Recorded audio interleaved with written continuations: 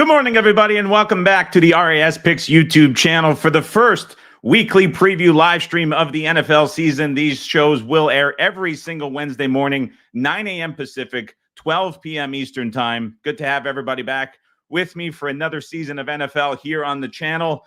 Already in the live chat, we see a lot of new faces, but we see a lot of old faces as well. I want to give a quick hello to everybody joining back for another season. We see Dice Capital, Fitty, Preston, who's just south of the border of me here in White Rock, BC, but he's on the south side in Washington State. We see Brandon Schumacher back.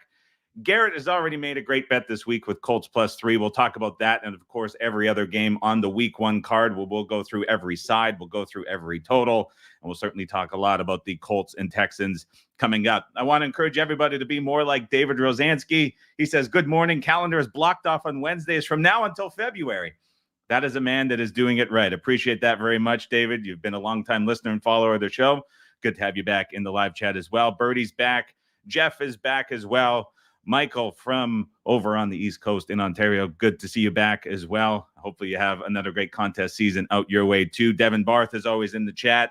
See Ricky Stevenson, hope you've been doing well. I've been doing great, and I'm doing even better now that we're back to a live stream every Wednesday morning here on the RAS Picks channel. And another Seahawks fan, Gerard Morris, is back in the channel as well. So it's great to be back with everybody. It's great to talk about all the games. Here's how this is going to go. We're going to try to we need someone out there with like the buzzer or the cutoff because there's 16 games on the card. So try to do 3 to 4 minutes per game. I'll give you my thoughts on the sides and the totals. I'll tell you about some of the releases that we've had. Also, anywhere that I like a side or a total, I'll indicate it. But I want to remind everybody that plays, I hate the word to use, like official plays, but obviously we have the NFL service over at raspicks.com. I don't want anything on here to be conflicted with what is going on there. That is the main service. That is where the plays are going on. And if you're interested in following what is going on, you can head over to raspicks.com/NFL. You can find all the details for the service. We have 3 plays through the service this week. Those went out later portion of last week. And so those are already going out. We'll hopefully have more if you want to head over to raspicks.com/NFL. All the details are there. And of course, I have all my weekly write-ups, which are available over at bettingtalk.com as well. And if you want to follow with other folks here on the live stream, I have my NFL thread. There's tons of other stuff going on over at bettingtalk.com all the time as well. So it's a good place to be and follow different levels for everybody who wants to be involved. And of course, here on the shows, you can follow. But I just want to make it clear that you're not mixing up the two between what's going on here and what is going on with the service. And of course, as always, we have the Simple Handicap podcast each and every morning, 5 a.m. Eastern Time, 2 a.m. Pacific, Apple, Spotify. I'm posting some videos here to YouTube as well, sending out some videos on Twitter. I'm just trying to put everything anywhere to make it as easy as possible for everybody here to watch and follow. But if you prefer to get that on audio every morning, you can head over to Apple and Spotify and find that uploaded to your podcast feed every single morning, 5 a.m. Eastern, 2 a.m. Pacific. If you're ready, I'm ready. Let's get to the games. We'll start off with a fun one on Thursday Night Football. The Baltimore Ravens on the road at the Kansas City Chiefs. The Chiefs a 3-point favorite, even money currently across the board this morning. Total in this game got bet up yesterday, was sitting around 46 flat. It has now been bet up to 47. I have a lot of thoughts on this game myself. So when I first saw this number come out, and I mean, they came out early in the summer, but let's call like the true openers here and when the market settled. Let's go back, say, 3 to 4 weeks once we saw this come through and we got preseason. My first initial gut reaction was Kansas City at 3 has got to be a bet. And that's something that I kind of carried with me for the last couple of weeks. And it's really been in the last 5 to 6 days as I've been thinking about this game more and more. Certainly no shortage of time to think about games going into week one. But I go back to what happened last year in the playoffs. And I think about Todd Monken and that historically bad game plan that he put forth against the Chiefs in the AFC Conference Championship. And everybody was calling for Todd Monken and the Baltimore Ravens in that game to go 2 tight end sets, heavy personnel, run the football, attack the middle of the field, play into the weakness of the Chiefs defense. Instead, what did Monken do? He went 3 wide receiver sets, 64% of the time. The second highest rate, he used it in a game all season long, and he tried to attack the Chiefs' strength. He only called 6 designed runs the entire game. The rest were throws right at the Chiefs' corners, right into the teeth and the heart of the Chiefs' defense. It was a disaster. The Ravens ended up losing. We know how it went on for the Chiefs. And that was just the game plan that took so much criticism the Monday, the Tuesday after. It was an embarrassment for Todd Monken, and it was an embarrassment for the Baltimore Ravens coaching staff, which is held in such a high regard. Come to the early portion of May, the schedule gets released. And I'm looking at this now as Todd Monken having May, June, July, August to say, these are the mistakes that I made in the first matchup against Kansas City, and here's how I can rectify them. And when we go back to those things, heavier personnel, 2 tight end sets, running the football. Well, we now have Mark Andrews back on the field opposite of Isaiah Likely. He played in the championship game, but he only played 18 snaps. He was dealing with the injury. He was rushed back. He was not 100%. So you've got 2 tight end sets at a much higher level with more availability from your main 2 tight ends, which in roster grades rank number 2 in the NFL. So you've got that check. You now have Derrick Henry in the backfield. When you talk about running between the tackles, you introduce Derrick Henry into the backfield. That's a plus. You have the ability to run Lamar Jackson probably at a rate that we haven't really seen before because of how complicated that mesh point with Derrick Henry is going to be to defend. So you have all those pieces all of a sudden checked off. So to me, I look at this game, the Ravens defense against the Chiefs in the championship performed very well. And you have that carrying over. You have all of these things that the Ravens can do to exploit the Chiefs' weakness in their defense. I would say enhanced or improved over what they had in the conference championship game. There's a lot of promising parts here for the Ravens. Where this all kind of falls down and why I won't find myself on either side of this game is, one, you lose Mike Macdonald from the defense. And so while there's talks of continuity and how these internal promotions for the Ravens have gone well for so many years as they do the internal promotion at DC so often, there's continuity that carries over from that. But I don't think the Ravens can replace Mike Macdonald. I think it's a blow to the defense. And then 2, perhaps the bigger concerning point for this specific matchup is you have serious questions on the Ravens offensive line. And during team previews with Ken McCusick, who talks to Harbaugh, is around the team daily, does just top-level scouting and reporting for the Ravens, he said his biggest concern and what's going to hold this Ravens team back is the offensive line. And there's no question issues with it and concerns with it. But now we have the bit of a tragic situation in the last couple of weeks where the offensive line coach, unfortunately, dealt with health issues, passed away. They now have a new offensive line coach coming in with 2 weeks to kind of get things right and try to sort out the problems. There's Ravens ownership talking about the O-line being an issue. There's Ravens coaches talking about the O-line being an issue. It's a problem. And I think that might ultimately hinder the game plan that the Ravens want to run in this game to the extent where they could maximize that. And it's still, as much as this number has improved and been perhaps premiumed for the Chiefs when we think about where we were in the AFC Championship game to where we are now, being about a 7-point move, it's hard to find any negatives or criticize anything on the Chiefs roster. This is the best roster Reid and Mahomes have ever had. This team is loaded. It's a very tough team to bet against. And if you're looking at the Chiefs at home, essentially half a point or a 1-point favorite on a neutral, hard to bet against that, even with this. And so there's conflicting options on both sides here. I'm intrigued by both sides. I could make a pretty compelling case for both sides. And unfortunately, for the first game of the season, it's going to be a pass for me.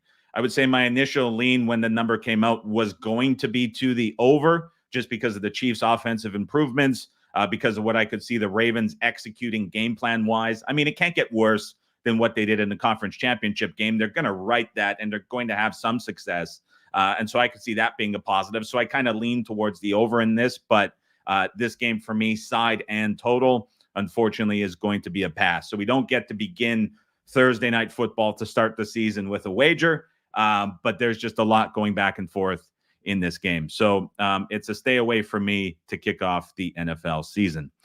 When we get to game number 2, Friday night football in Brazil, this one's going to be a ton of fun to watch. I like the over in this game at 48.5. Don't think I'll be touching the side, but I'll give my thoughts on that too. But when we talk about the over in Green Bay, Philadelphia, so a few things working towards getting me there, even with this price that is about a 2.5 to 3 point touch up from market ratings last year which would have made this total about 46. I don't think this has moved enough. So first of all, we have two new defensive coordinators on both sides of the football. For Green Bay, you have Jeff Hafley stepping up from the college football ranks, making his return to the NFL. And for Philadelphia, you have Vic Fangio stepping in. Let's start with Green Bay.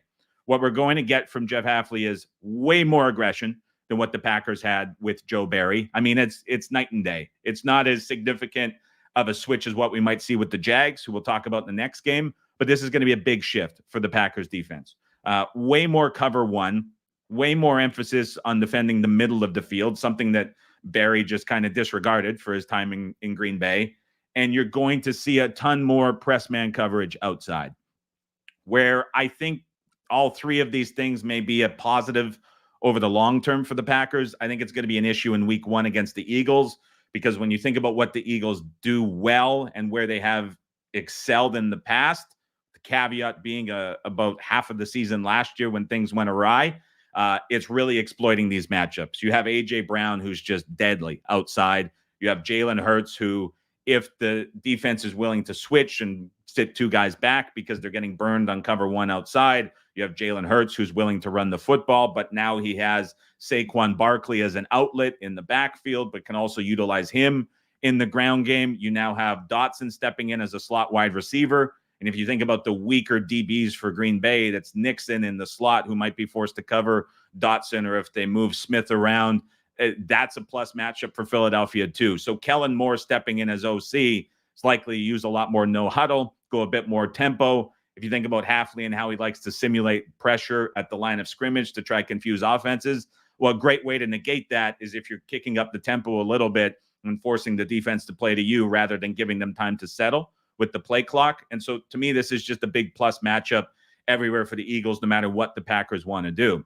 On the other side, I just in general have concerns about the Philadelphia Eagles defense. I think it's going to be a team that is driven by their offense. Vic Fangio steps in.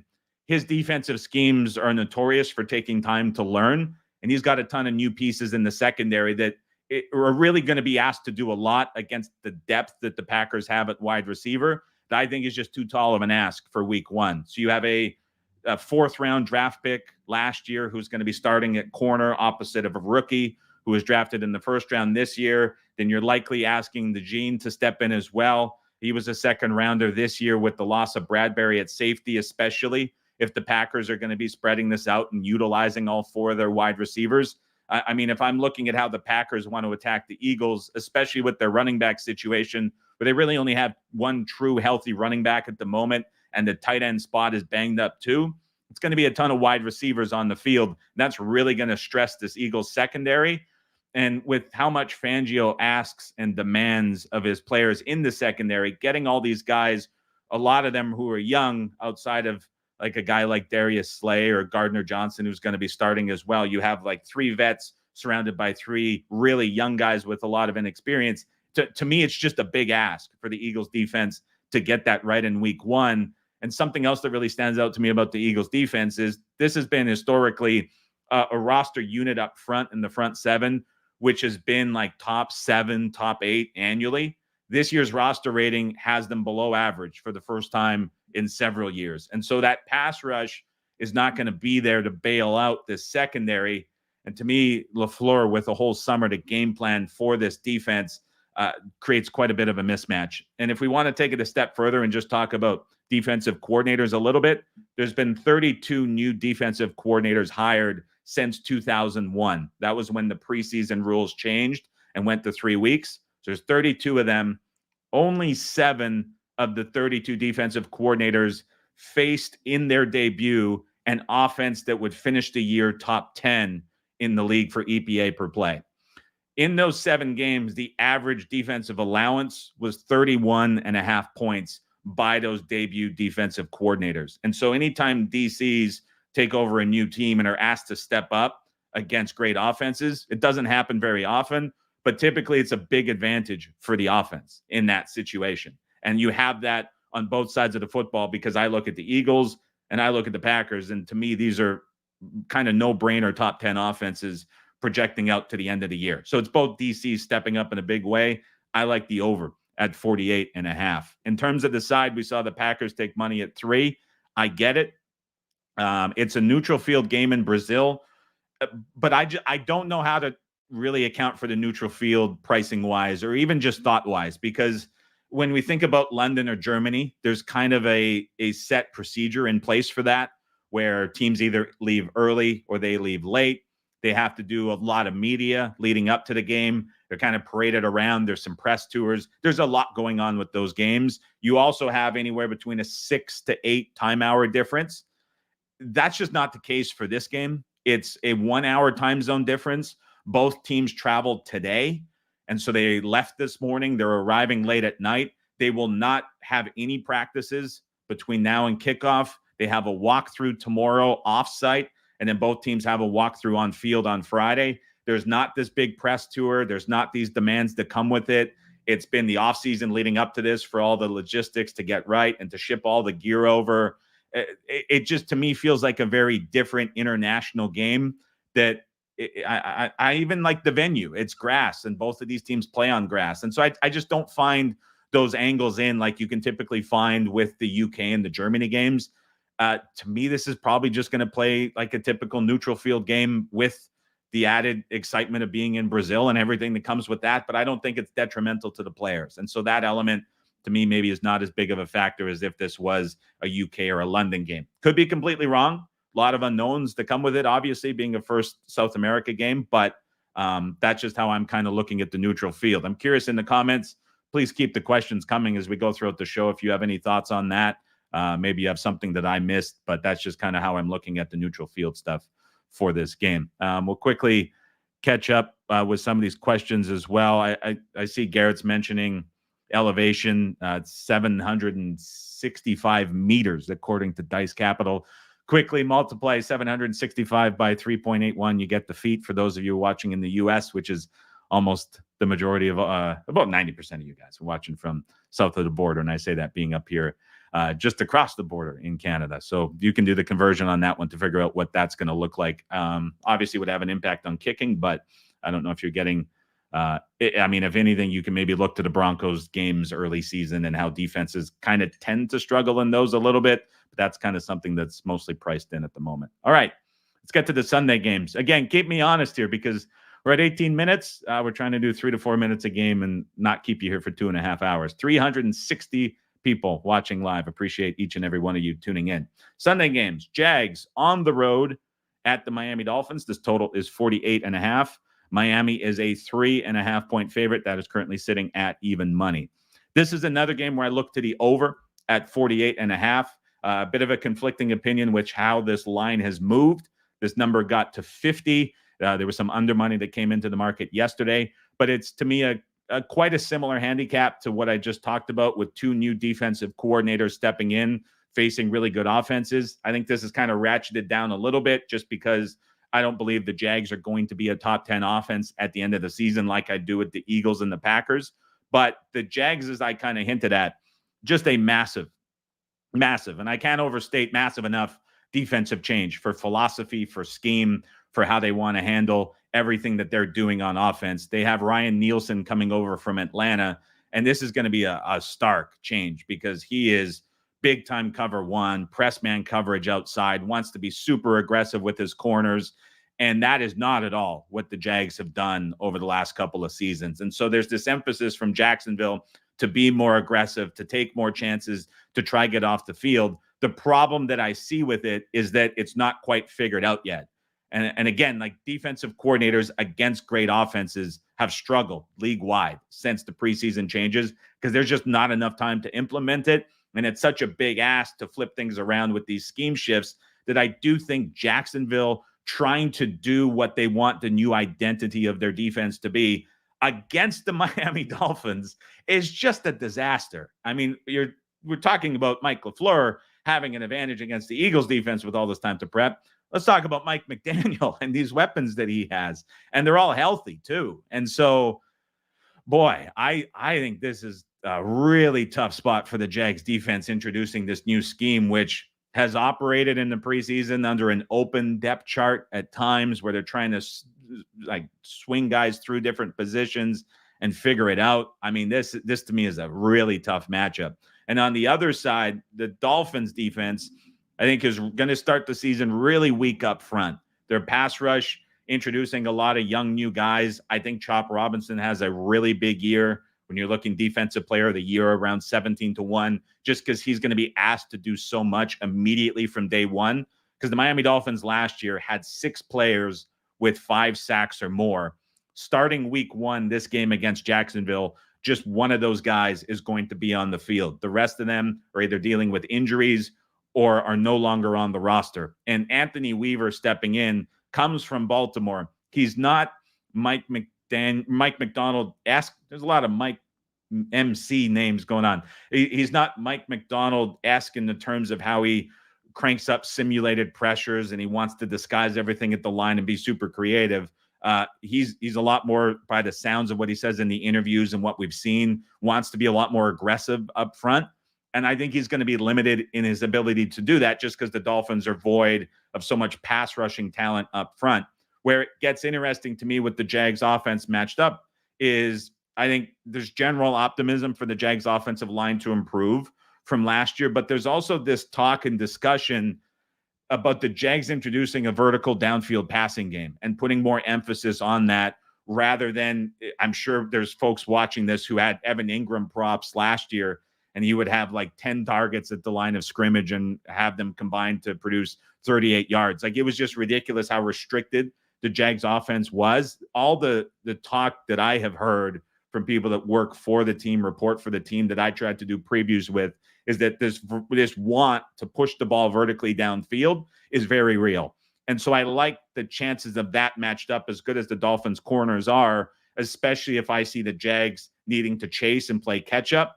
I like how those two things mesh with these new defenses being introduced to produce points and work out for the over. So I'm looking to the over in this game at 48.5. Brandon Shoemaker says Brian Thomas season overs plus EV.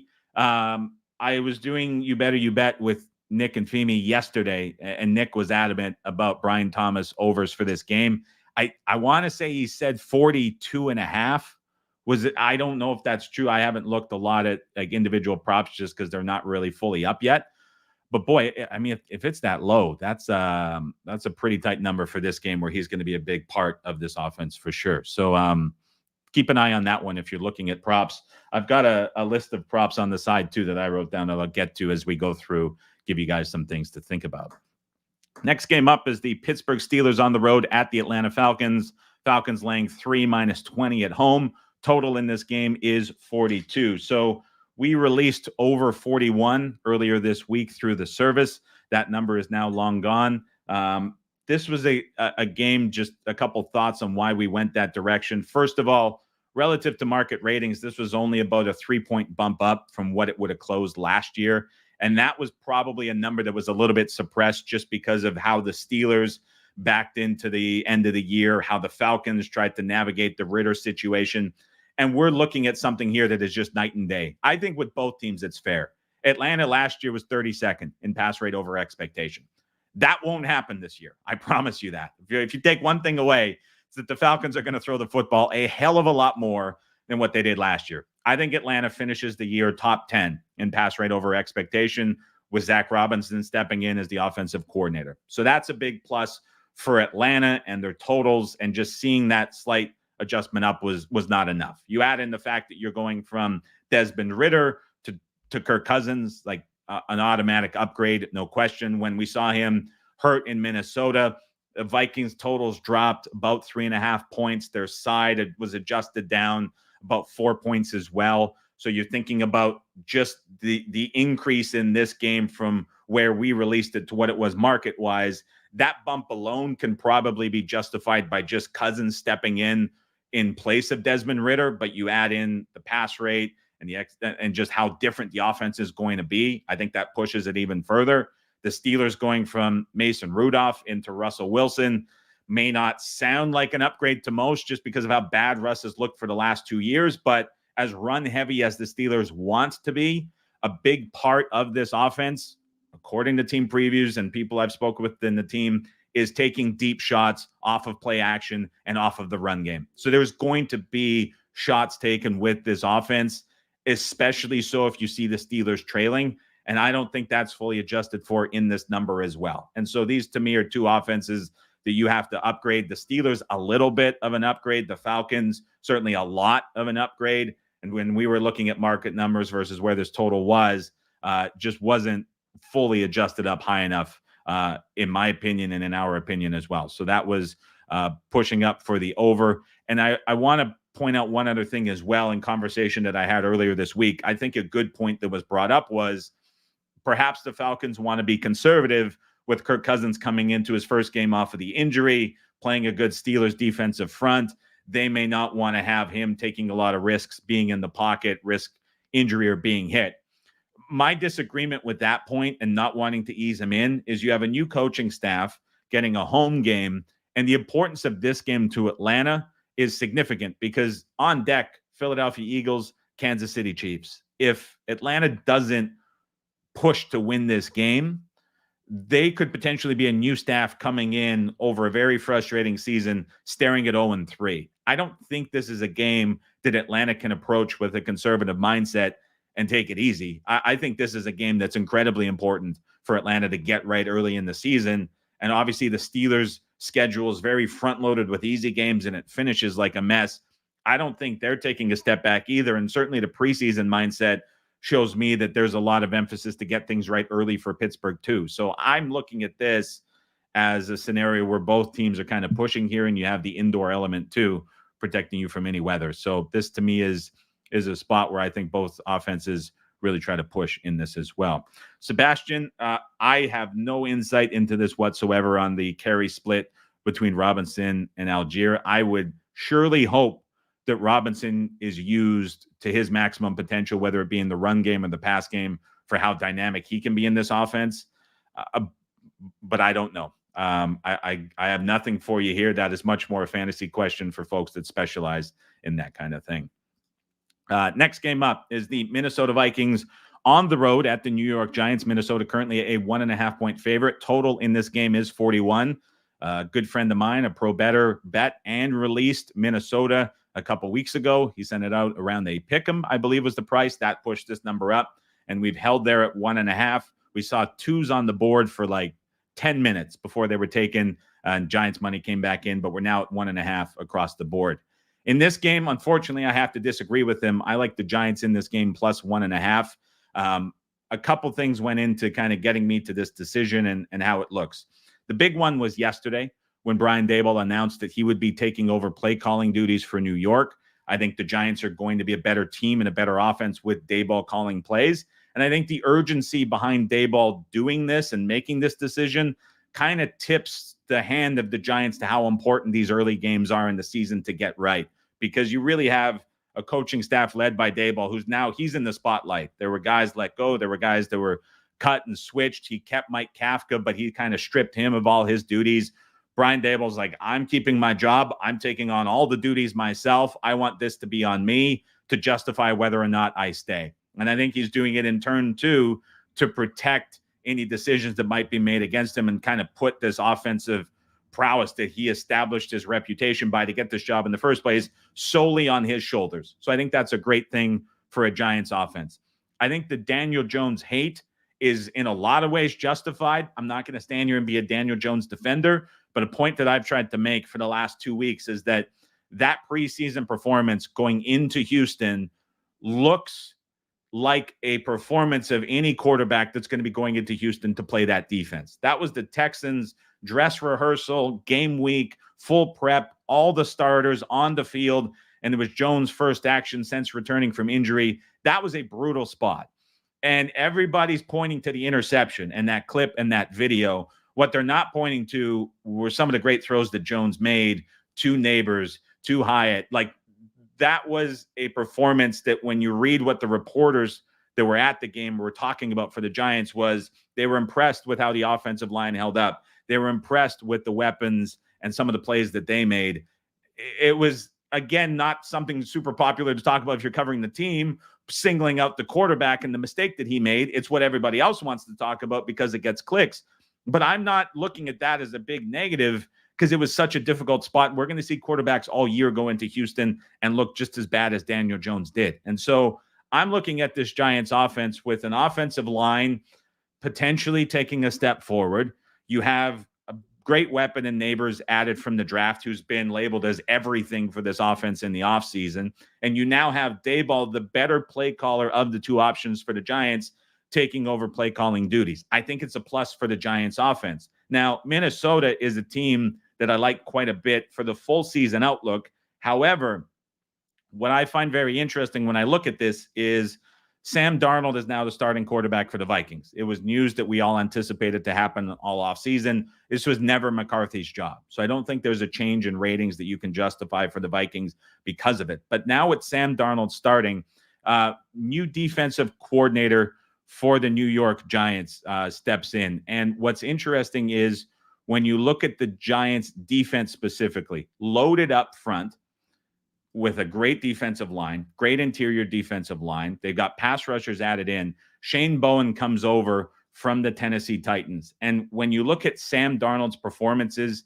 against defenses that are related to the Dean Pease style of defense, historically throughout his career, Sam Darnold has really struggled because what these defenses do with their pressure up front is where Sam Darnold tends to struggle the most. And this goes back to 2018, 2019, when Darnold first came into the league, when you're looking at games against the Pats, when you're looking at games against the Titans, when you're looking at games against the Ravens, and all of these defensive styles that come from that, it's been very problematic for Sam Darnold. And what's interesting is you also have Brian Daboll coming over from Buffalo, who really is quite familiar with Sam Darnold, with his time with the Bills, but also it is a Brian Daboll offense. And Brian Daboll himself throughout his career, 6-0 against the Brian Flores defense. We talked about Mike names catching me up. We now have Brian names catching me up as well. So it's a defensive scheme and style that has given Darnold issues throughout his entire career. And it's an offensive shift to a new play caller who's had a lot of success against the defensive coordinator. It's plus coaching matchups on both sides for the Giants. And I like the motivational boost and different change of direction you get with the play caller upgrade. So for me, I like the Giants in this against friends of mine, other pros that I know who like the Vikings. I'll take the 1.5 with Flores at home in this game. Next one up is the Carolina Panthers on the road at the New Orleans Saints. New Orleans laying 4 points. Total in this game is 42. We released over 40 in this to members of the service. And again, if you're interested in following the pick service, you can get all of the details over at raspicks.com/NFL. This is now 2 points to the better. I actually think this total might tick up a little bit further as well. Big drivers behind this line of thinking is we get a Carolina Panthers offense that is going to be significantly improved over what the Panthers put on the field last year. I think that's probably a prediction that I have more conviction about than almost any of my bold takes that I aired in the video last week here on the channel. But I'm looking at this and I think it's a no-brainer. Do you get a Panthers upgrade? On the Saints side, Pete Carmichael is out as the offensive coordinator, and in his place is Clint Kubiak. I think what Kubiak wants to do, which is utilize a lot of heavier personnel, utilize multiple running backs out of the backfield. A good way to think about it is Kubiak comes from the San Francisco 49ers system. That's where he spent last year. He said that scheme has a lot of influence over what he wants to install with the Saints offense. And you think about the Saints personnel, it really fits what he wants to do.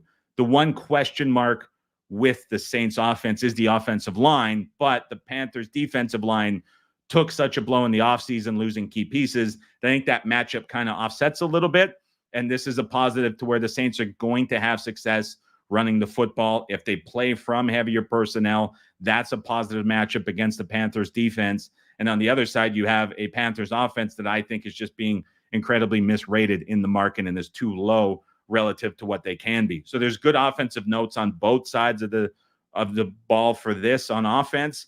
And you have a market number that at the release price of 40 was only a point less versus where we were last year. And that to me is just a number that needed to be bumped up a lot more. And so now this is at 42. I think that that's a much better number. I could still argue that it's a touch short for where it is. I know it's an ugly total, but to me, this is an over game at 42 for sure. If I had to look to the side, there's been a lot of back and forth and difference of opinions.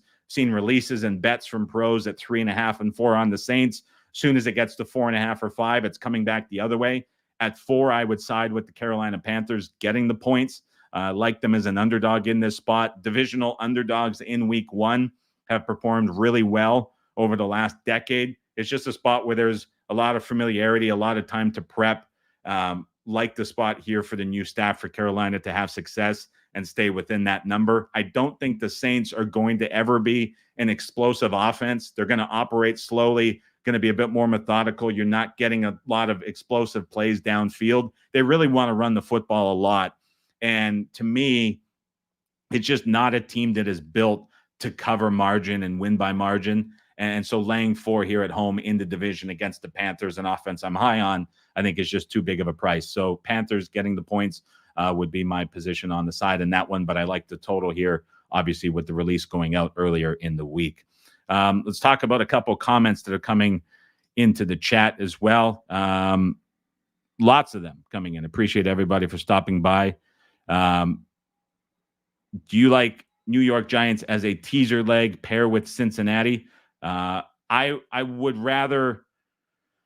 I think Cincinnati's probably going to be the most popular teaser leg of the entire week. That number is continuing to come down with the short total. We'll talk about that in just a second. So I'm not necessarily running to back Cincinnati in a teaser leg, but I would certainly be comfortable teasing the Giants up, and maybe we'll get to another team that you can pair that with later down the card on the Sunday slate as well. Birdie says, I think folks are undervaluing what a year of really good coaching could have done for Darnold. There was a world where a year with Shanahan may have been valuable to him from a growth perspective. This is kind of a sentiment that I would say has existed with Sam Darnold his entire career. I feel like every season we start the year with him in a new spot where it's like this could be something that really is beneficial for Darnold, and he can finally turn into the quarterback we expected him to be. And no matter where he goes and no matter what coaching he's had, his accuracy problems are still a major issue. He's never got to the point where he's solved those issues. He's been a sub 60% completion rate guy. And when he has to hold on to the ball and he faces a little bit of pressure and can't just always be in rhythm playing with structure, we see so many mistakes made and so many issues with decision-making. It's like everything falls apart when he gets a little bit out of rhythm and a little bit out of structure. And so as much optimism as I want there to be about Darnold and everything that comes with it and the hope and the excitement, I don't know if we get that. I think Kevin O'Connell's a brilliant play caller, and he's going to get this offense with the weapons, especially after Hawkinson is back, to that level of like 17 to 20th in the league. And Darnold is going to be more than sufficient to do that. I think O'Connell proved he can have the offense sustained with a guy like Jaron Hall or Nick Mullins. I think he's going to get similar out of Sam Darnold and this offense. And so I like it long term, but just in this matchup with the familiarity, with the historic struggles he has in the scheme, I think the Giants at the price they are post some of these releases that push the price out has just gone a little bit too far.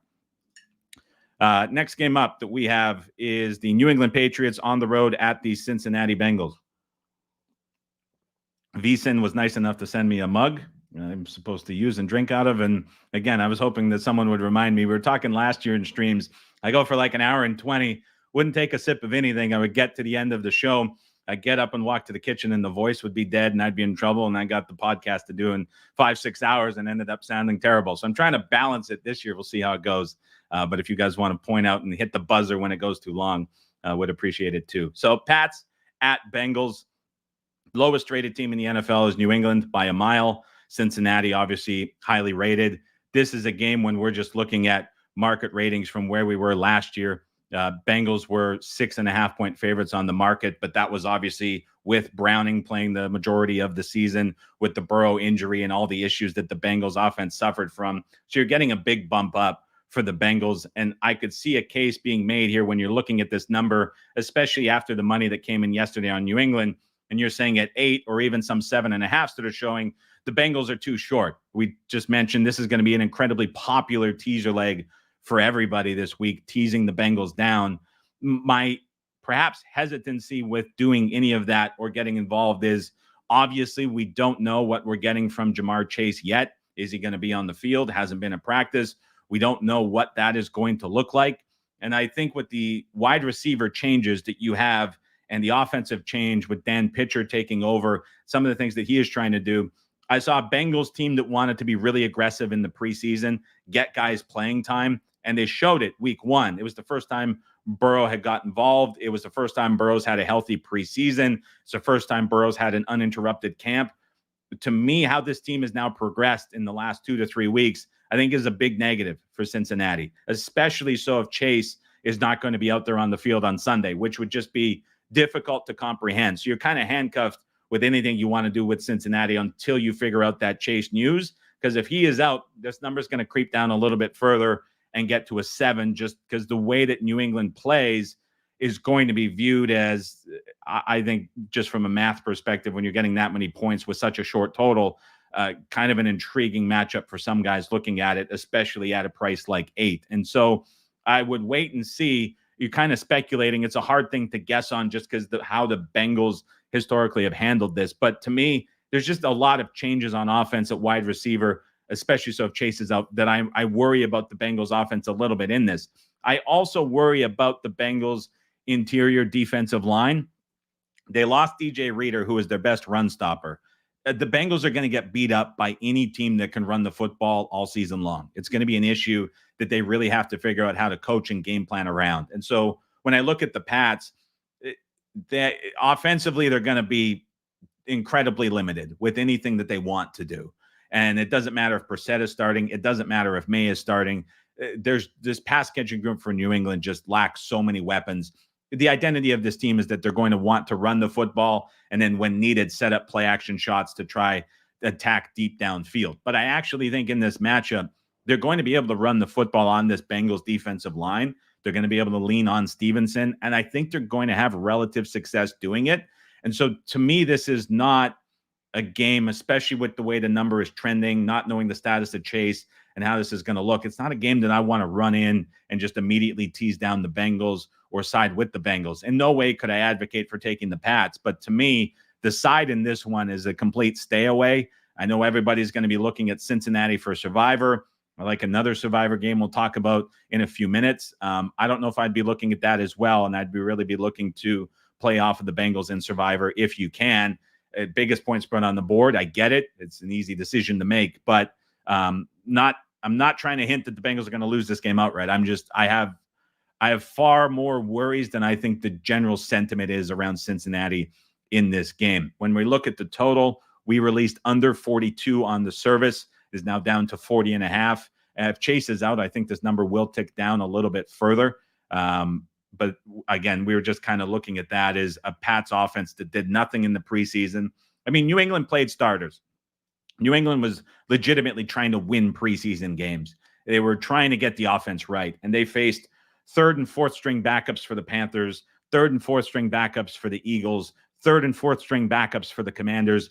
And the offense did nothing all preseason. So they're not going to have a lot of success against this Bengals secondary. And Lou Anarumo has a ton of familiarity with Jacoby Brissett being in the division. It's going to be a pretty easy game plan for the Bengals secondary against these Pats wide receivers.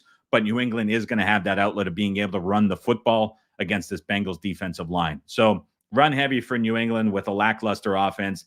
The Bengals offense trying to ramp up throughout the preseason now has their plans negated, going through some change and some shifts. I think that this is going to be a bit of a slower, more methodical game. We like the under at 42 and sent that out on the service last week. Good comment here from Paul Enzo. So Paul Enzo, if you're new to the stream, is the biggest revenge game guy. He's got charts, and I'm sure I don't know how he comes up with all this stuff. Mike Gesicki revenge game.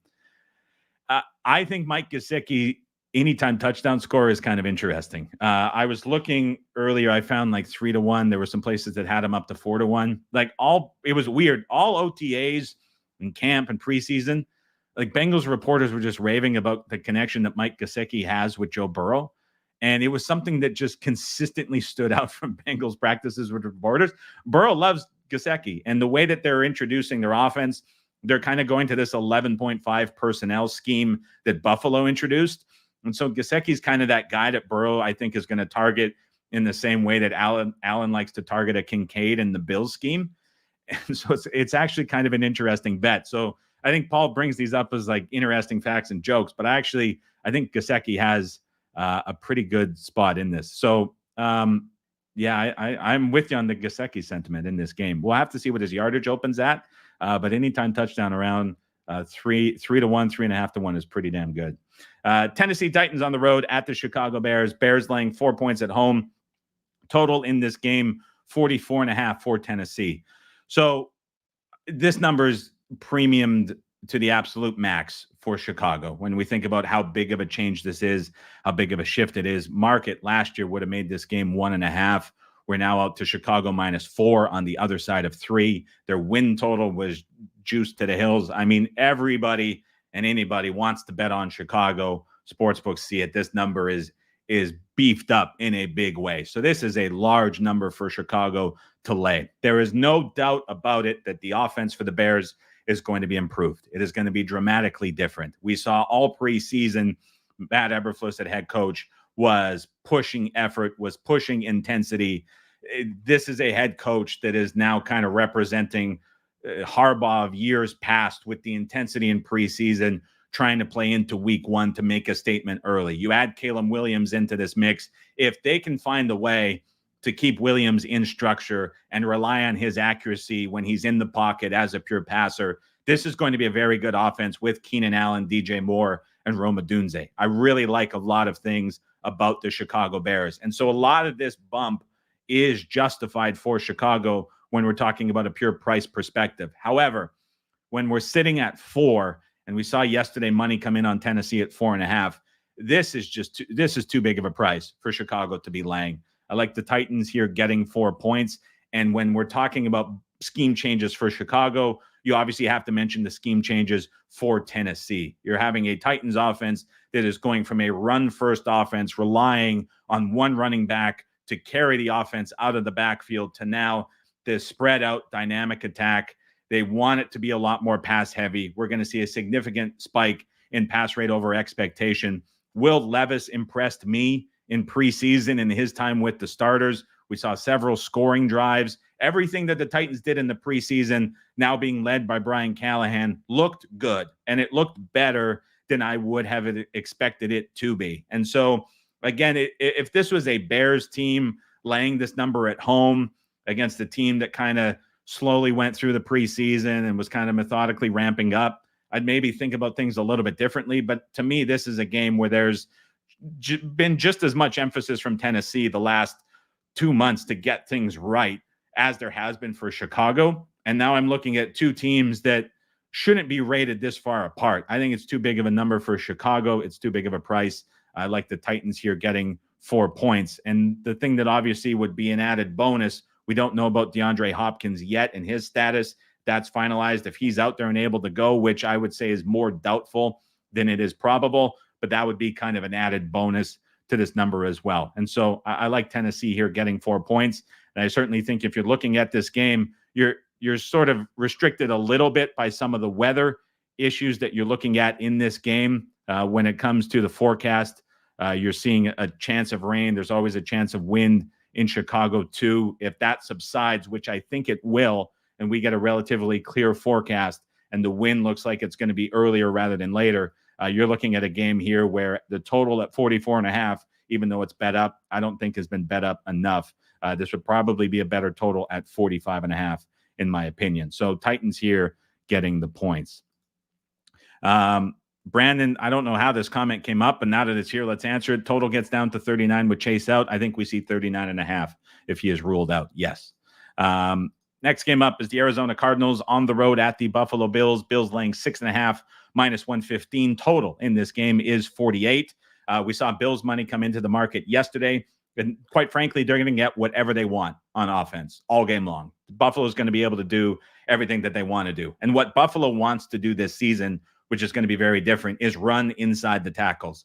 The Bills are going from a very different offense in years past, which how they utilized Allen and how they utilized the run game, to now this year, it's going to be a lot of running between the tackles. It's going to be a lot of duo blocking schemes. They have bigger body wide receivers. This is a Bills offense that is going to be ball control focused, and they are going to be able to get everything that they want against this Cardinals defense, which lost BJ Ojulari, which is one of the hardest names for me to say with my terrible accent. They also lost Darius Robinson. This before losing those two key guys was a defense that came in as the worst graded in football. This is a bad defensive line. It's an even worse secondary, and now they're down pieces. They're going to have no answer for the Bills' ground game. Allen's going to be utilized with his legs. He's going to get whatever they want. And even without Curtis Samuel for Buffalo, I think they have no issues moving the football with heavier bodies on the field against this Cardinals defense. Now, Arizona is going to be an incredibly high-scoring team all season long. I think they have a potential to put up 500 points over the course of the season.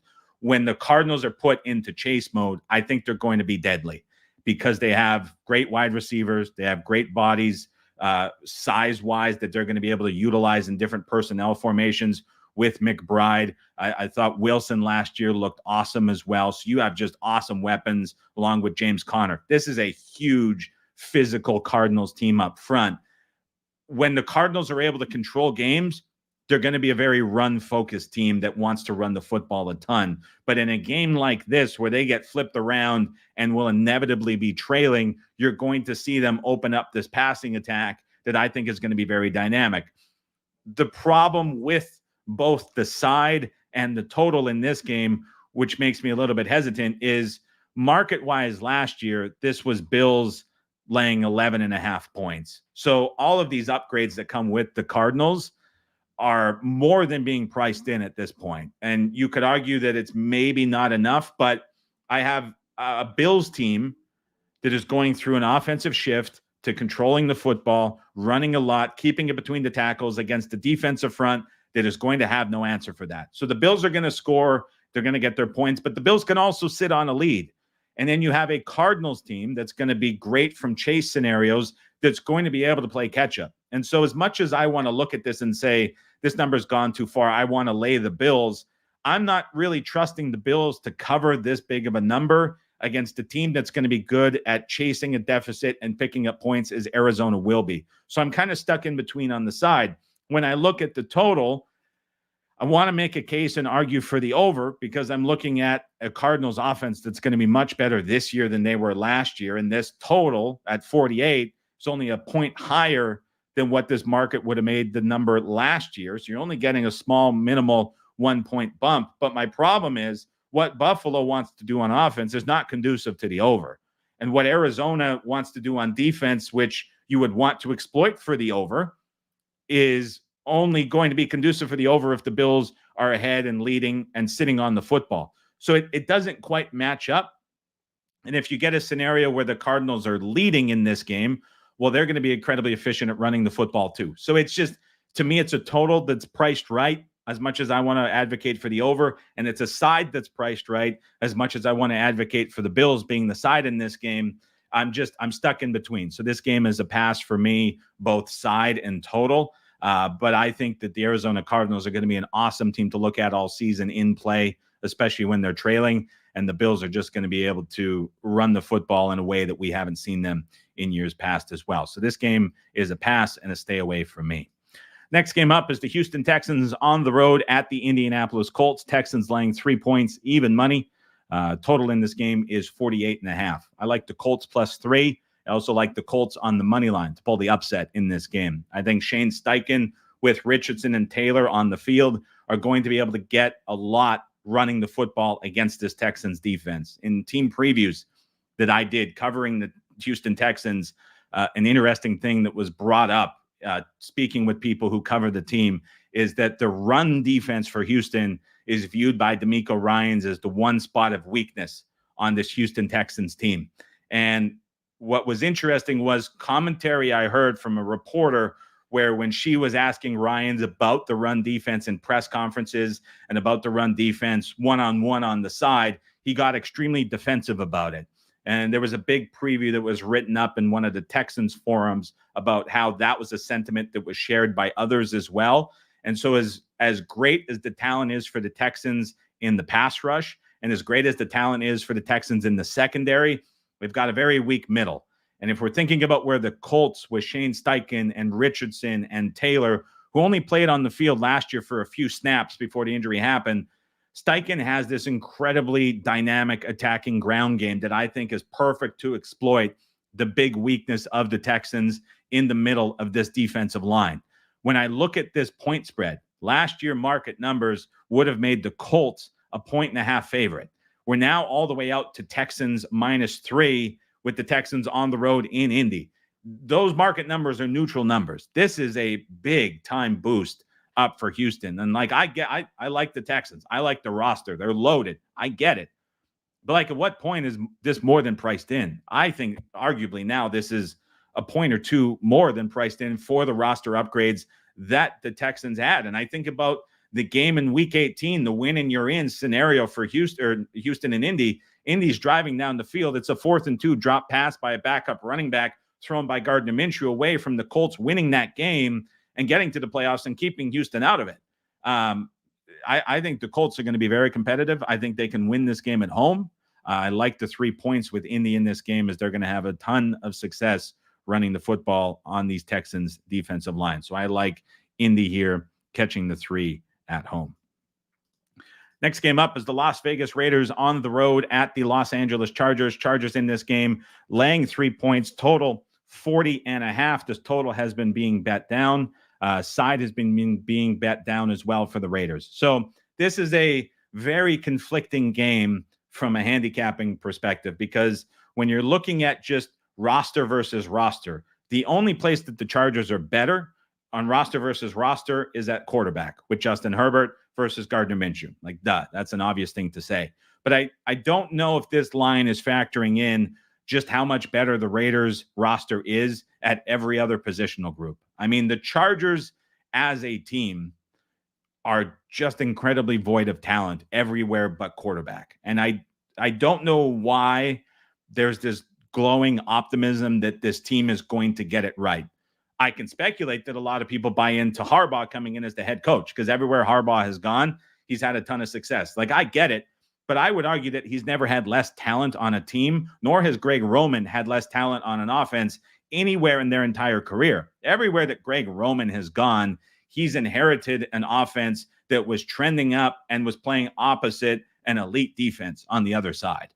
There is nothing about the Chargers defense that signals to me like this is going to be anywhere close to as an elite of a defense as Roman has had on the other side. And I point that out because Greg Roman's offensive scheme is going to be very run heavy, and he benefits very much so from a defense that puts the offense in positive scenarios. When the offense has to go out and score a ton of points, we haven't seen Roman sustain a great level of offensive output when that is needed, and you don't have that elite defense playing from the other side. So Greg Roman and this offense put into chase scenarios at times, I think is going to be an interesting thing to watch over the course of the season. It's very clear what the Chargers want to do, and that is run the football. Yesterday, they add a 6'4", 300-pound fullback into the lineup to bolster the offensive line where they drafted. They have a ton of running backs in the backfield they're going to rotate through. When Austin Eckler left, he said he didn't want to be a part of a team that was handing the ball off 300 plus times in a season. Like, everybody knows what the Chargers want to do on offense. Matched up against the Las Vegas Raiders, that could definitely work, because you look at the Raiders defense as just a middle of the pack unit everywhere with a great pass rush, but defending the run, even with the addition of Wilkins in the middle of the defensive line, it could be problematic. And so I think the Chargers, behind this offensive line with this ground game, now you add in the fullback, they're going to have plenty of success running the football in this game. There's a revenge element to this to an extent as well, where last year in December, Antonio Pierce and the Raiders ran up the score on the Chargers, 42-0 at halftime. Pierce is doing a halftime interview. He says, we want to keep the foot on the gas. He ends up sending the message, scoring 3 more touchdowns to hang the big number on the Chargers. This is the first game since that with the revenge angle. Have to think that that factors in a little bit here. I'd say maybe less so than if you're getting a ton of returning players, just because the Chargers had so much turnover. It's a different team. It's a different staff. I certainly think that ends up being something circled. And so where I get to this is we're looking at the Chargers laying 3. You have the revenge angle. You have the run game that's going to work. You have the coaching increase. This is probably going to be the most attended Chargers game in LA by LA Chargers fans ever, because of the optimism that now exists with the team. there's all that working for the Chargers. And it's like, I want to bet on that, right? But then you look at how just void of talent this entire Chargers team is, and how the Raiders at every position but quarterback end up in a scenario where they're grading out better, they're ranking better. And I don't know how you can be comfortable laying the 3 with the Chargers. And so I agree with that move from 3.5 down to 3. At 3, I couldn't touch this game. I couldn't get involved with it. And I don't have much of an opinion on the total at 40.5, but I certainly think now we're looking at a game that in week 1 that's been open for a long time, that's seen movement, ends up being priced right. And so to me, this is just a game that I have to pass on again, unfortunately. Next game up is Washington on the road at the Tampa Bay Buccaneers. Buccaneers laying 3.5 points with the total in this game of 44. This is one of 2 games on the board. Cleveland-Dallas was the other one that was flagged this morning in the Kevin Roth weather report. When we're looking at this game, it's just the tough to predict nature of weather in Florida at this time of year. There's a high percentage chance of rain, around 70%, but we just don't know if it's going to impact the game and what it's going to look like. If there's no rain, this is a dead over at 44. If there is rain, I think there's a lot of concern. But I see both offenses in this game able to have success if the conditions call for it. The lowest graded cornerback group in the NFL by Mike Clay coming into 2024 is the Washington Commanders. They're going to be facing a Tampa Bay Buccaneers offense that is going to play primarily from 3 wide receiver sets, with Liam Cohen stepping in as the offensive coordinator. So you're going to have Evans, Godwin, and McMillan spreading out the Commanders' defense, forcing them to go to multiple defensive backs to defend these weapons. You just don't have talent in the Commanders' defensive backfield. So Tampa Bay is going to be able to move the football through the air if the conditions allow for it. Mike Evans is going to have a monster game. I know McMillan's drawing a ton of hype, but this just screams a Mike Evans dominant performance. And so it's such a positive matchup and such an easy matchup for a new offensive coordinator coming in to exploit. I think you're looking at the Buccaneers having plenty of success throwing the football if the conditions allow for it. Washington, on the other side, gets a Buccaneers defensive backfield that's going through a bit of transition. When you look at how they grade out, this is one of their lowest grades in the Todd Bowles era coming into the year for their secondary ratings. So I think that's a unit we're going to see take a step back. Even last year, with everything that went right for this team, it wasn't a defensive unit that was very much above average. And so if you're thinking a step back, you're getting a below average defense from the Buccaneers. And it's a Washington Commanders offense with Cliff Kingsbury stepping in. You just have to give a plus rating to relative to where we were last year. Jaden Daniels under center got the ball out of his hand very, very quickly in the preseason time we saw him play.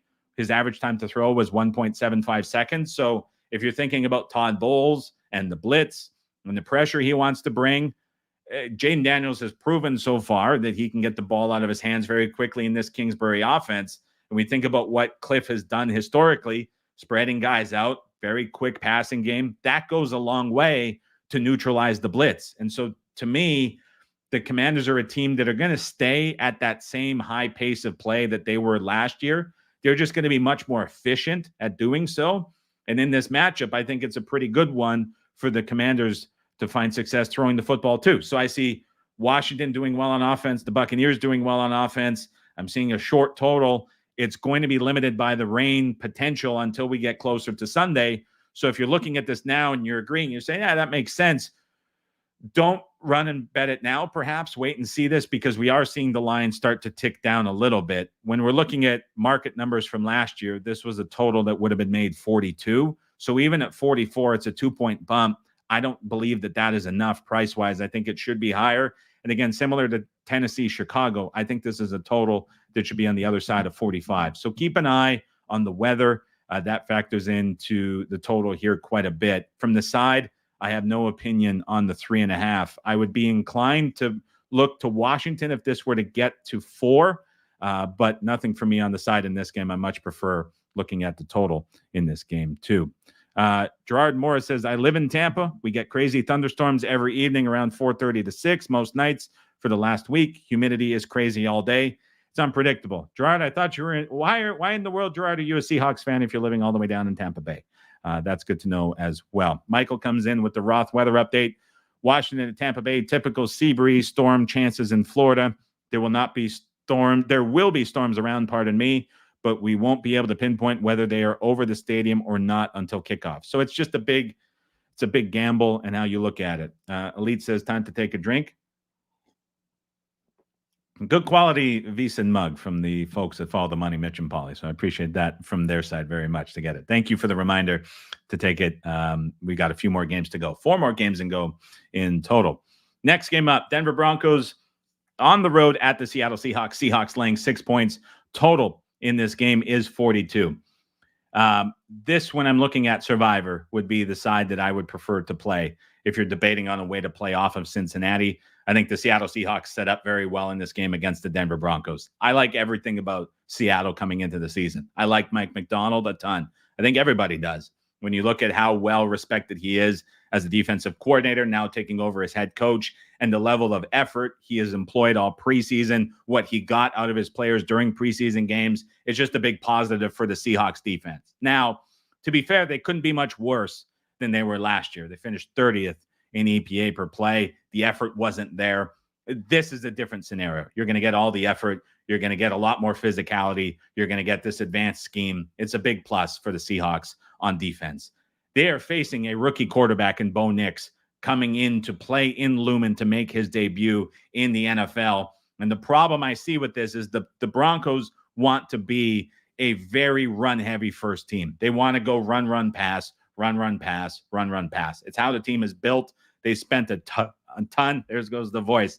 We're making it through week 1 at an hour and 6 minutes.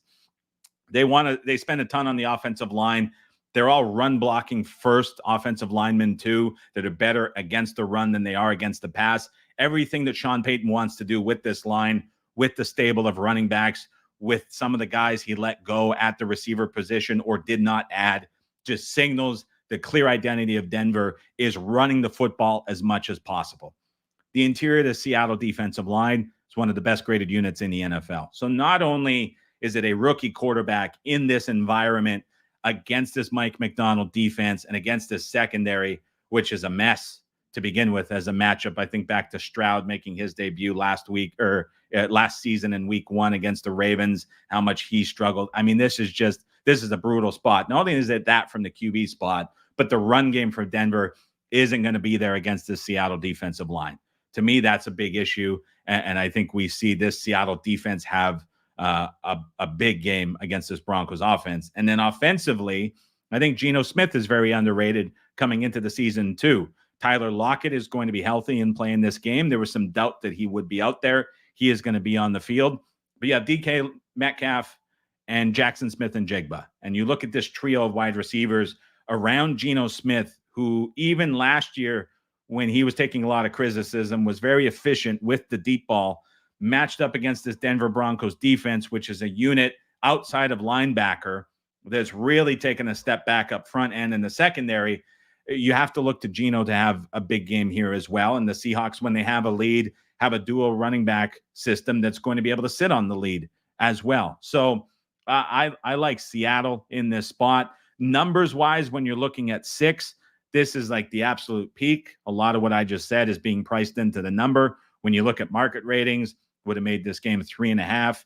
A bump this big for a Seahawks team that has a win total expectation of 7.5 is a significant bump.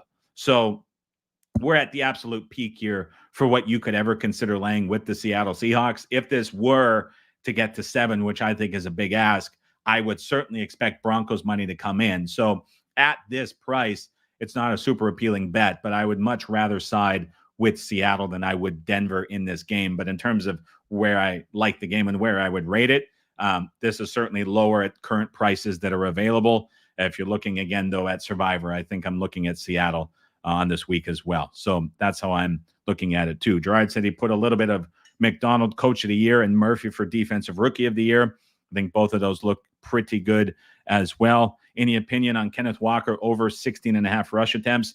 Honestly, Fiddy, I haven't gone through and looked at a ton of props yet, so I do not have an opinion on that as well. Ray Cap says, what do you think the new kickoff rule is worth to the over this year? I think confidently you could say 1.5 points to the over.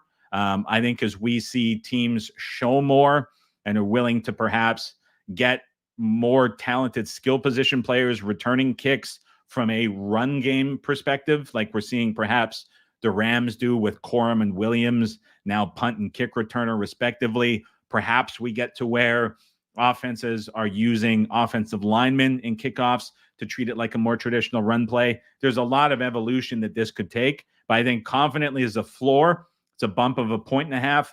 I think, and that's just justified by the increased field position over the course of the game, but I could see it potentially increasing a little bit more, especially for higher totaled games where you're just naturally getting more kickoffs. And so I think we're seeing a bump of that for sure, ticking up as well. This is interesting. Still a few Seattle -2.5 versus New England out there for week 2. Look ahead lines are coming up. It's something we definitely talk about on the podcast, but do so more on Friday. And again, that podcast airs every single morning on Apple and Spotify at 5 a.m. Eastern, 2 a.m. Pacific. That's an interesting number. You're putting me on the spot with thinking about that now. Perhaps we'll have a better opinion on that on Friday when we talk about some of those look aheads, going over that a little bit later. Next game up, Dallas Cowboys on the road at the Cleveland Browns. 3 more games to go. Cleveland laying 2.5 points, -115 at home. Total in this game is 41. This total has been coming down. This point spread has been creeping up a little bit, trending towards 3. We still haven't seen a 3 yet. If we do see a 3, I think we would see buyback with the Cowboys coming back against this slow move that has been the case for the last week or so in the market. So the big thing that you have to watch in this game, if you're thinking about backing Cleveland in what I believe is a very difficult game to handicap and a very difficult game to find a whole lot of, is the offensive line for Cleveland is going through some changes this week. So Jedrick Wills is not back. He is still not practicing. So what's going to happen is Jack Conklin is moving from the right side of the line to the left side of the line. He has not played on the left side of the line in more than a decade, nor taken snaps at the position. And so there's still uncertainty about who the Browns are going to squeeze in at right tackle and how that offensive line is going to look. Obviously, there's still no Nick Chubb. So you have Jerome Ford in the backfield. Typically, the ground game for Cleveland has been driven by how great this offensive line has been. Not only do the Browns not have their offensive line coach in Bill Callahan, who left for Tennessee, now they're shifting around pieces, and the run game install has been impacted because of the scheme shift as well as an offensive coordinator shift. So there's just a lot going on here for Cleveland, where typically you can look at the Browns and say, I can rely on this run game, I can rely on the O-line, and I can bet into that and trust it. You can't do that in this game. And I don't know how you could ever be comfortable with backing Deshaun Watson in this game as well, laying points at home, because you have the offensive line shifted. The one strength of the Cowboys defense that stands out relative to every other unit group that they have is the pass rush. So you have a shifted offensive line going against a great Cowboys pass rush with a run game install that's been murky at best for the Browns, with your top O-line coach now departed, not there to sort out the issues. I'm looking at the Browns offense. I'm worried about it starting the year in this game, in this matchup against this Cowboys defense. And so that to me gives me a lot of worry. Where I don't get a lot of comfort with what I'm looking at on the Cowboys side either is if this game, which was flagged as having wind potentially up to 20 miles per hour, you're going to get impact on deeper passing. It's not crazy. It's not overwhelming, but there is wet. Like, it's just not a game that's going to be super conducive to just great passing conditions. If that impacts both offenses, well, when you go past Dak Prescott and CeeDee Lamb on this offense, there's not much there for the Dallas Cowboys. I mean, you're asking Brandon Cooks to immediately take a big step into wide receiver number 2 role. You're asking Jalen Tolbert to step in as wide receiver number 3, and you're facing a trio of defensive backs for the Browns, which are as good as it gets in the NFL. So, like, it's a bad matchup as is in good conditions. You give the defense a little bit of a weather assist. I think that's really problematic for the Cowboys passing game, which is the far strength of their offense. And now you have this Browns defensive front, which is elite, against the worst Cowboys offensive line we've seen in the tenure with Dak Prescott. And my God, like, what are the Cowboys doing at running back? You're relying on Zeke Elliott. You're relying on Dalvin Cook. You're relying on Rico Dowdle. Like, this run game for Dallas is going to be brutal. And it's really going to be brutal against this Browns defensive front. And so I don't know, like, I don't have any confidence in either offense. I agree with the under coming in. I couldn't really get comfortable betting it at under 41 now that it's coming as much as it has. But I like both defensive fronts are going to dominate this game. If it gets to 3 because of the shorter total, it's a bet on Dallas. But at 2.5, you have to pass on the side. And at 41, you have to pass on the total. But this is a tough one for sure to look at. Tough game to handicap, tough game to find a lot of value in as well. So there's just a lot of question marks to figure out here. Sunday Night Football, it's the Los Angeles Rams on the road at the Detroit Lions. Detroit laying 3.5 minus 115. Total in this game is 51. We saw adamant buyback on the Lions once this hit 3. I was lingering there for a little bit. Market said not enough. And this number is starting to trend back. We're now out to 3.5 and shaded a little bit higher even at some sports books too. When I look at this game from a market number perspective, this would have been Lions minus 5.5 at home last year, just based on market ratings. Obviously, in the playoff game, didn't close as that, closed Lions minus 3.5. I think that's factoring in and kind of anchoring this price down. I think another anchor that's keeping this number down is the fact that we saw the Rams outgain the Lions in that playoff game by 1.8 yards per play. And you can easily point at that game and say 0 for 3 for the Rams in the red zone.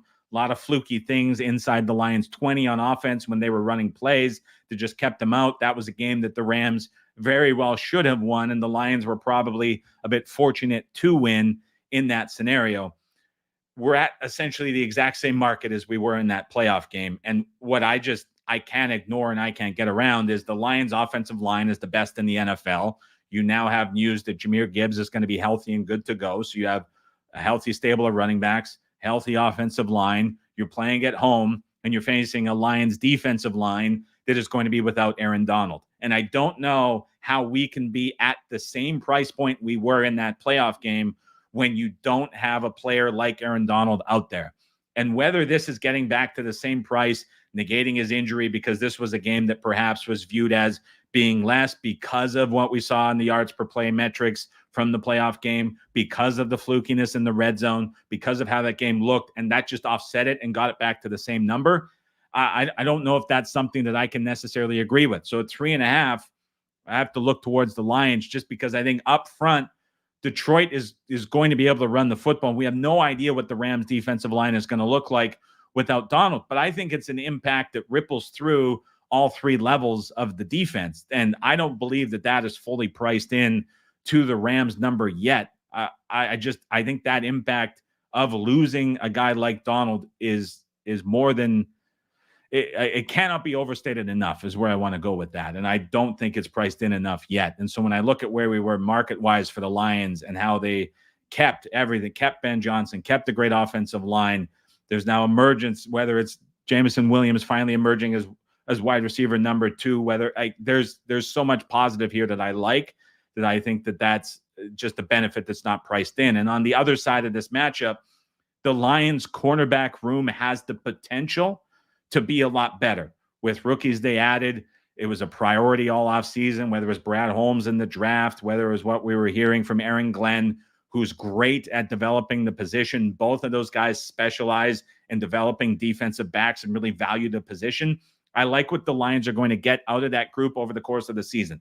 I don't know if that impact is fully realized week 1. What I do know is going to be realized week 1 is the presence of DJ Reader on the defensive line against the Rams run game. And it's a Rams offensive line that rebuilt the interior. They shifted guys around. They had additions.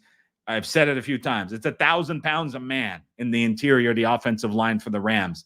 Sean McVay went heavy duo run game usage last year, switched up the scheme, is relying on guys out wide receivers to do a lot of blocking, really introduced Kyron Williams, whether it was in the screen game, the run game, was dynamic. They draft Blake Corum. It's clear what the Rams' identity on offense wants to be, and that's running the football in those same looks out of 11 with the bigger bodies and dominating the middle of the offensive line, attacking the interior of defensive lines on the other side. But adding a guy like Reeder into the middle of that defensive line for the Lions gives that defensive line such a boost. I think that's impactful. So I think it's going to force the Rams to throw more rather than run more in this game. And it just kind of becomes a bit of a gamble that the Lions cornerbacks are going to be elevated enough in week one to contain some of these receivers for the Rams, who are certainly dynamic in their own right. But it was also potential little negatives on the side, is like Nakua was dealing with a bit of an injury all preseason and was perhaps less than 100%. Not a ton, but maybe he's at 90, 95. And it's just enough to get kind of things sorted out for this Lions secondary, which is super young. But to me, I'm looking at the Lions here in 3.5 and thinking it's short and thinking it's a number that could continue to go up as well. Final game of the week. Looking at the New York Jets on the road at the San Francisco 49ers. 49ers, a 4.5-point favorite. Total in this game is 44. This game is going to be a pass for me, but I'll preface that with saying I have a lot to say about it, just to bring everybody up to speed here in case you've been in and out of the news. I know it's a busy week. People have their kids going back to school. Labor Day's over. Everybody's into the kind of regular swing of things for the week. So the reason this line moved as much as it did, it was San Francisco -6, got as low as San Francisco -3.5. Yesterday, there was a release from the service that pushed this number back up to 4. There were bets that came in. There was adjustment. All of this movement, for the most part, aside from an original opinion back earlier in August when there was a Jet stance taken that pushed this off of 6 into 5s, the movement's all been driven by San Francisco 49ers players, specifically Trent Williams and Christian McCaffrey. Some of the tail end of that started the move was the Brandon Ayuk stuff last week before that was finalized. But it's just a lot of player news that's driving this number back and forth. They'd also had an impact on the total, which got as low as 42 and is now back to 44. And now that we know that Williams is back in the lineup for San Francisco, back at practice, will play, massive boost. You look at the 3 games last year, he was missed for San Francisco. They scored 17 points in each game. The offense had to operate in a completely different manner. This is a really bad 49ers offensive line, even with Trent Williams. They need him there all season to have a chance at contending in the NFC. Like, he is vital to this offensive line, which ranks below average with him on the field.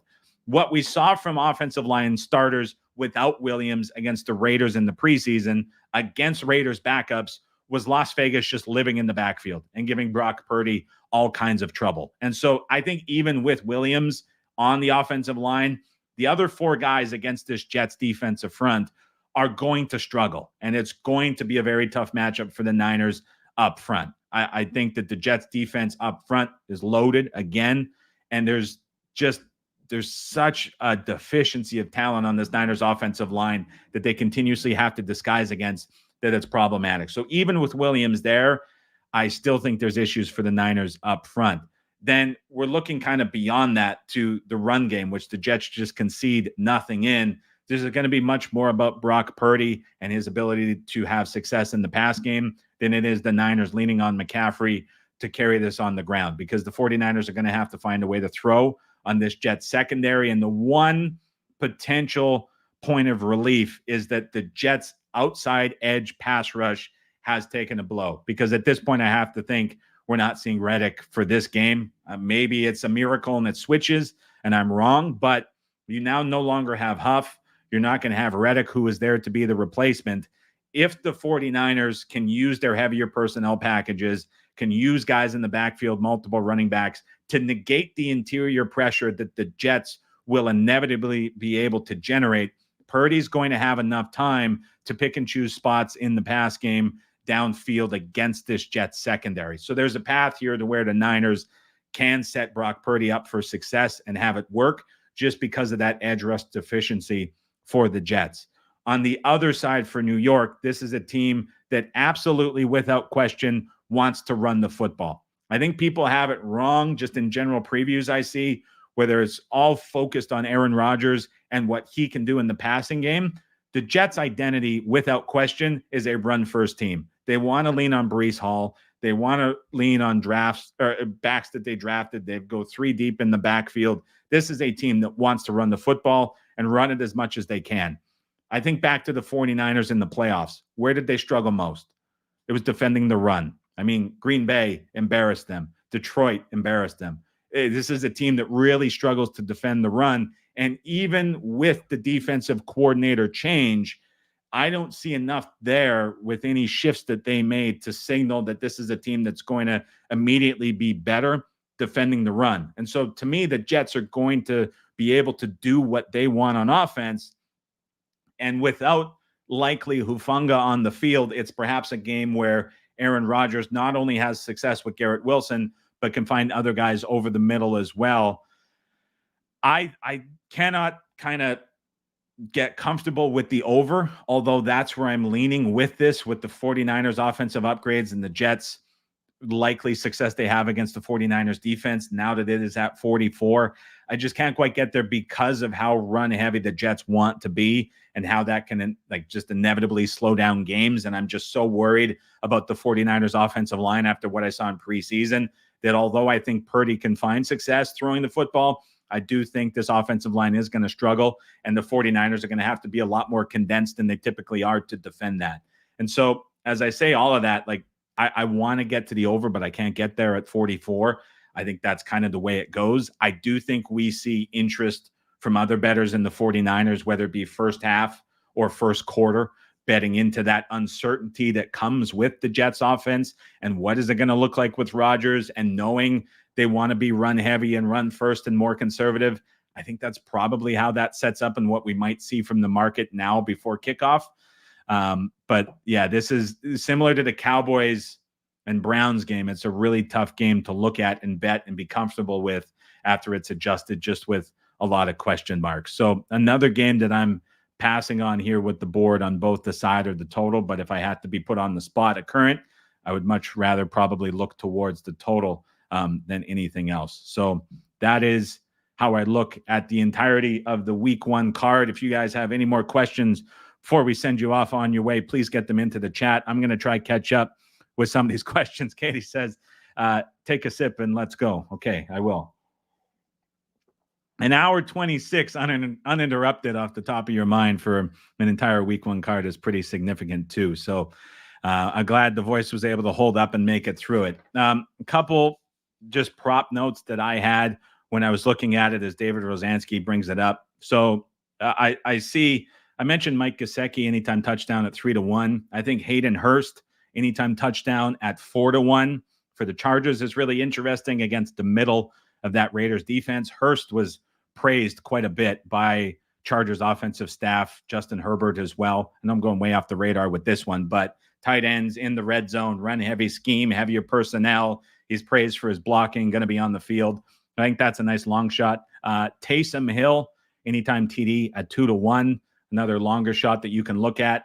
When you think about the 49ers offense, how often they use fullbacks, how often they have tight ends on the field. Clint Kubiak comes over from San Francisco. And as I mentioned, he wants that influence on the Saints scheme he is installing to come from San Francisco. And there's 100 tweets about how often Taysom Hill was used on the field, how often they used him in the red zone during practice, how much he was being moved around. I think he's going to be a big part of the Saints offense. And so I think about a game against the Panthers, which naturally I like the over with the super short total. We're seeing some bigger prices. I look at him at 2-1. I think that's an interesting price to look at too. Another one I have to look at is Seattle with Jackson Smith and Jigba. Whether you want to wait and look at yards, which is 43.5 at the moment, whether you want to go touchdowns. There was a practice where he was targeted 7 times in the red zone and caught 7 touchdowns earlier this year in August. That stood out to me, but also Lockett, not quite 100%. Ryan Grubb also is doing the offensive install for Seattle. He likes to prioritize the slot quite a bit. So you thinking Jigba moved into that position year 2 in the system, was banged up a little bit at the start of last year. So it was a slow install for him. Now off the full offseason, has been targeted a lot. Worry there is Seattle's probably going to run because they're going to be leading. But I think to build that lead, JSN is going to be a guy that's involved quite a bit too. So he's at 43.5. I thought that stood out. Another one, Malik Neighbors. He was at 5.5 receptions. I mentioned I was on with Costos He was just raving over Neighbors over 5.5, covers the Giants a ton. I buy into that. When I think about how much he's going to be targeted against this Flores defense and how Minnesota is kind of integrating corners in different ways. So I think whether you're looking at receptions or yards, I know it's going to be a popular one, but Neighbors certainly stands out. And then the other guy I would say that you just have to circle to have a big game would be Mike Evans. But again, you're looking at the weather in that game, and the same impact would occur for Terry McLaurin. So Evans, number one target for Baker Mayfield, career year last year. Lots of 3 wide receiver sets are going to be used. So Evans going to be on the field an absolute ton, matched up against the league worst secondary. I mean, it's plus matchups anywhere Evans goes on the field.